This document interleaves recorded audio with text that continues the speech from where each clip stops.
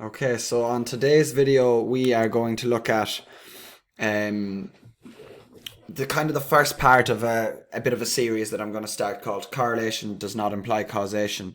So what we're going to do is we're going to take information, common beliefs, studies, whatever you want to call it, and we're going to look at the claim they make and try and just break away from it and rationalize our way around it, kind of explaining how they came to that claim and why it's misinterpreted, which happens quite a lot. So the claim I'm looking at today is chin-ups make you faster. Now this study, or the studies that have been done on this, are totally misinterpreted. So what they did was they've done this with a lot of different studies, but they've measured people's chin-ups or other bodyweight movements, but I'll take chin-ups for this one because this is the narrative that is going around. And they've kind of come to the conclusion that whether you are trained or untrained, if you can do more chin-ups than your counterpart, you are more likely going to be faster than them over a certain distance, be it 40 yards or 100 yards or whatever. It's usually the shorter distances. So studies or claims that improving your chin-up or pull-ups will make you faster. So time and time again, we have seen that people who have good strength in their chins are usually faster when it comes to short sprints. And all that is doing is it's looking at a correlation between two things. Now this happens quite a bit. It's the same with push-ups. It's the same with, let's say, bodyweight squat tests. It's the same with your relative strength in a deadlift. They measure two different athletes, or they measure people who aren't trained doing certain jumps or certain movements, and then from that they derive the commonalities between that. So what I'm trying to state here is people have jumped to the conclusion that, okay, that's great, getting better chin-ups or pull-ups are going to make me faster, but that's not necessarily the case. So as a result, people make the claim that chin-ups will lead to sprinting faster, and we see claims like this all of the time, equating one thing to another in total isolation. But the important part of this information is our rational interpretation, so we're going to break that down now. So the first thing is, and you just have to ask yourself, it's pretty simple when we talk about it. So is doing more pull-ups or chin-ups going to make you faster? No, not necessarily.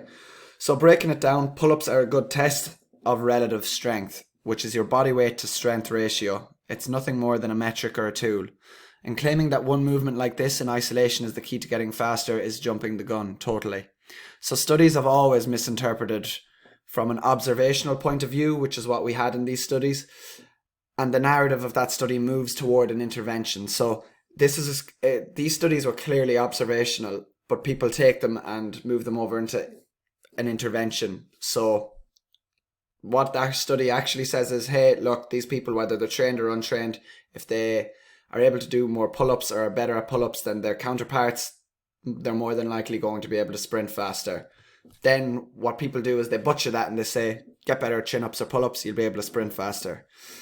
So it's funny how studies always misinterpret this. And as an example, people usually take one thing a professional athlete does and make that the thing, and make that one thing the reason why that athlete's performance is so good over time. So we see this all the time. We see athletes, be it soccer, fucking football, MMA, CrossFit, they're cashing in a lot of the time. So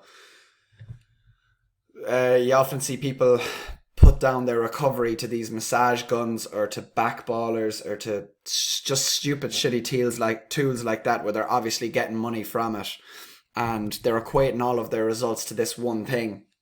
I remember towards the end of Ryan Giggs' career, everyone was raving on about how he was doing yoga once or twice a week or maybe even more, and everyone was equating that to, that's how he's still playing, still performing at a high level at that age. And what nobody talked about is his nutrition, his sleep, his management of time, the fact his stress wasn't as high as maybe his was, but the fact his stress was easier managed. All that years of training built up, that he had this maintenance phase, the strength and conditioning he's done, even down to the little daily things like his massages, every little kind of thing that he was getting added into it. Everyone was just jumping on the yoga and saying that's number one, that's why he's still performing, yoga's brilliant. But no one was really questioning anything else he was doing, even down to his genetics. The fact that he could play and perform till that age, your genetics are going to have a huge effect on that, obviously. So what can we derive from this? So from the actual study itself, when they had people doing chin-ups or pull-ups or whatever they were doing, even some other studies, they had push-ups, squats. So what you can derive is that people who can do more chin-ups and pull-ups than their counterparts, there's a few things going on there. So they might have a bit more muscle mass. Their relative strength is stronger. Maybe their type 2 fibers are better, or they have more of them, allowing them to be that bit more explosive in a sprint. Maybe they're lighter because they're able to do more pull-ups, and that allows them to be more powerful in the sprint.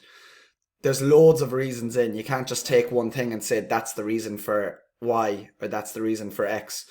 So if we break it down, what does it show? It shows if you can do more pull-ups or chin-ups, you more than likely have more strength. More strength means you can produce greater force.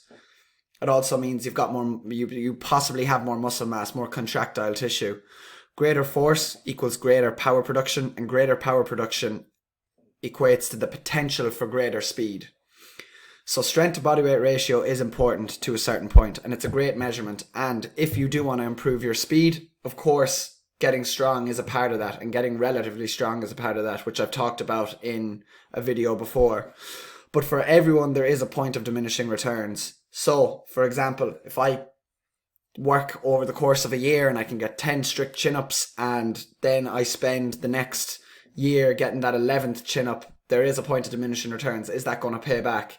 And we often see this in the squat test. Is a lot of GA players or a lot of sports or field athletes, they build up their squat, and maybe after a few years they've hit 1.5 times their body weight. So let's say if I'm 80 kg, I hit 120, and now I'm kind of thinking, okay, the amount of effort it's going to take me after years of squatting to get that 120 squat to a 125, the amount of sessions per week, the amount of volume, the amount of management, and the amount of controlling the load and measuring and making sure that I'm getting those micro gains. Because realistically, if you're training that long, it could be a year or more to add 5 kg to a big lift.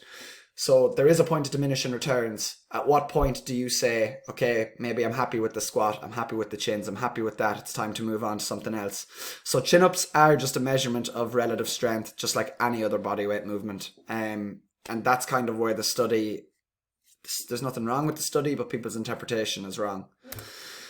So correlation does not imply causation. That's part one. And finishing off with a very simple statement: no matter what it is, getting strong is usually a good idea, especially if it's coming down to improving your sprint speed.